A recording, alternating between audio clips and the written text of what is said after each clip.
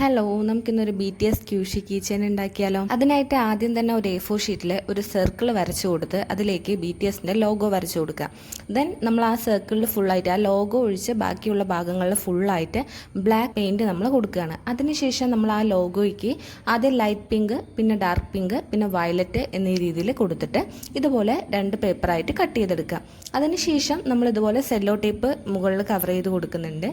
ഞാനിവിടെ squishy key ചെയിനാണ് ഉണ്ടാക്കാൻ പോകുന്നത്. നിങ്ങൾക്ക് അത് താല്പര്യം ഇല്ലാന്നുണ്ടെങ്കിൽ ഒരു കാർഡ്ബോർഡ് വെട്ടി അതിൻ്റെ മുകളിൽ ഒട്ടിച്ചു കഴിഞ്ഞാൽ അതും ഓക്കെയാണ് കേട്ടോ. അപ്പോൾ ഇതുപോലെ പകുതി അതിന് ടേപ്പ് ഒട്ടിച്ചതിന് ശേഷം ഒരു ഭാഗം ഇതുപോലെ വിട്ട് കൊടുക്കുക.